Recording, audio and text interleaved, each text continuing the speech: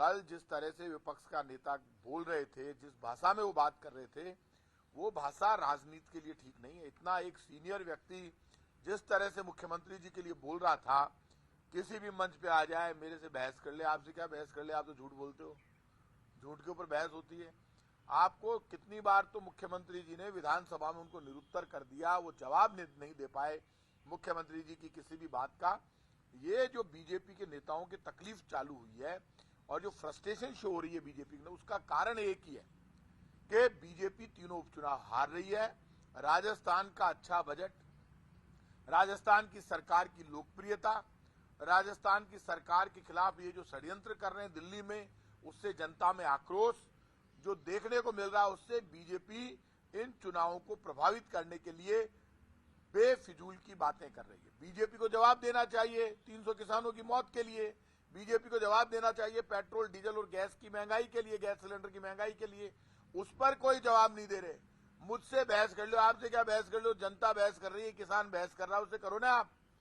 आपकी हिम्मत नहीं है किसान सम्मेलन करने की, आपकी हिम्मत नहीं है गांव में जाकर किसान से मिलने की। आपने कहा था हम किसान बिल के फायदे किसानों को बताएंगे, अब क्यों नहीं बता रहे? आप करो ना मीटिंग। मना किया है क्या विपक्ष के नेता को या बीजेपी के नेताओं को किसी ने? ये जो डायलॉग बाजी, जिस तरह की ओछी भाषा का प्रयोग कर रहे हैं, इससे एक बात साबित हो गई, बीजेपी फ्रस्ट्रेशन में है। और उसका फ्रस्ट्रेशन का कारण कांग्रेस की लोकप्रियता, कांग्रेस के प्रति लोगों का झुकाव, कांग्रेस की वर्किंग और केंद्र की बीजेपी की मोदी सरकार की फेल्यूरनेस से। क्योंकि वो जिस आदमी के नाम से वोट लेते थे, अब वो खुद ही फेल हो रहे हैं, क्योंकि केंद्र की सरकार तो इनकी पूरी तरह से फेल हो गई, तो उसके नाम पर तो कुछ मांग ही नहीं सकते। और राजस्थान की जो हमारी वर्किंग है, उसको सब लोग अप्रिशिएट कर रहे हैं, चाहे वो कोरोना मैनेजमेंट का मामला हो, चाहे वो गरीब के लिए योजना हो, चाहे वो ईडब्ल्यूएस का प्रकरण हो, सब जगह गहलोत सरकार आगे बढ़कर जनता के हित में खड़ी हुई नजर आ रही है। मैं बीजेपी के नेताओं से कहूंगा, डायलॉगबाजी बंद करो। और आपने इतना बड़ा, कटारिया जी ने पूछा है तो मैं कटारिया जी को चुनौती देता हूं, गहलोत सरकार के बजट पे और केंद्र की मोदी सरकार के बजट पे जिस मंच पर वो चाहे बहस कर ले। हमारा बजट मोदी सरकार के बजट से 100 गुना अच्छा है और हमने कोई धोखा नहीं किया। हमने कांग्रेस के घोषणा पत्र को सरकारी दस्तावेज मानकर गहलोत सरकार वो काम पूरे कर रही है।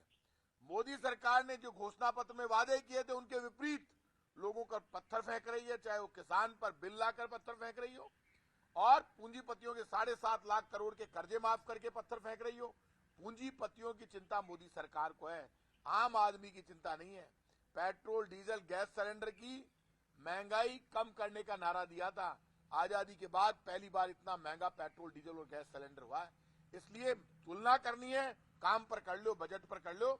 हम हर चुनौती के लिए तैयार हैं। बीजेपी की जिस मंच पर चाहे बहस कर ले, बीजेपी कोई जवाब नहीं दे पाएगी, क्योंकि बीजेपी ने, केंद्र की मोदी सरकार ने किसान की पीठ में खंजर मारा। मां बहन बेटी को गैस सिलेंडर की सब्सिडी खत्म करके उनके ऊपर अन्याय किया, नौजवान की पीठ में खंजर मारा। सबके साथ बीजेपी के नेताओं ने धोखा किया है, उनको अब बोलने का कोई हक नहीं है। सर, 3 उपचुनाव को लेकर क्या सरकार के कामकाज पर वोट पड़ेगा? सरकार के लिए अग्नि परीक्षा होगी?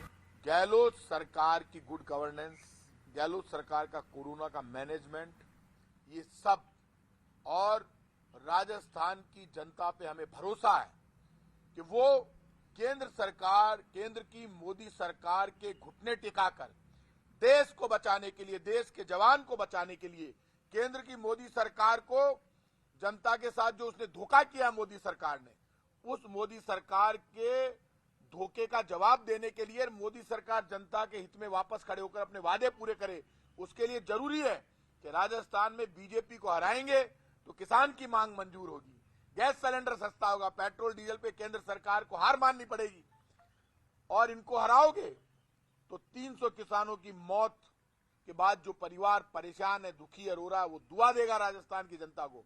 केंद्र की मोदी सरकार के घमंड को तोड़ने के लिए जरूरी है तीनों उपचुनाव कांग्रेस को जिताए। कांग्रेस जीतेगी तो ये देश की जनता की जीत होगी, आवाम की जीत होगी। इस वक्त मोदी सरकार घमंड में है और घमंड का जवाब एक ही है कि वो बंगाल भी हारे, आसाम भी हारे और केरल भी हारे, राजस्थान के उपचुनाव भी हारे। जब केंद्र की मोदी सरकार हारेगी तभी उनका घमंड खत्म होगा। और जनता के हित में उनको काम करना शुरू करना पड़ेगा। अच्छा, कांग्रेस तो एकजुटता दिखा रही है, लेकिन बीजेपी में वसुंधरा को दरकिनार किया हुआ है कहीं। देखिए, एक बात आप मानकर चलिए, बीजेपी ने जो जिस तरह का माहौल बीजेपी में शुरू हुआ है, बीजेपी दिल्ली में बैठ के षड्यंत्र कर रही है। बीजेपी सब मुद्दों से ध्यान हटाना चाहती है, फालतू के मुद्दे लाकर सब मुद्दों से ध्यान हटाकर और जनता को भ्रमित करना चाहती है। लेकिन राजस्थान जानता है, अभी बीजेपी कांग्रेस से लड़ने की बजाय जनता से लड़ रही है, किसान से लड़ रही है, गरीब से लड़ रही है। बीजेपी उसके साथ धोखा कर रही है और बीजेपी में इंटरनल वॉर चल रहा है पॉलिटिकल लीडर्स के, इनके आपस में। चाहे वो वसुंधरा जी से मुकाबला कर रहे हो ये लोग, चाहे ये आपस में मुकाबला कर रहे हो, अभी ये अशोक गहलोत जी से मुकाबला कौन करेगा वो कैप्टन ये तय नहीं कर पा रहे।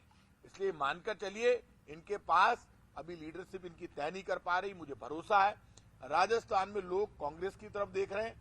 कांग्रेस जो कहती है वो करती है और बीजेपी जो कहती है उसका उल्टा करती है।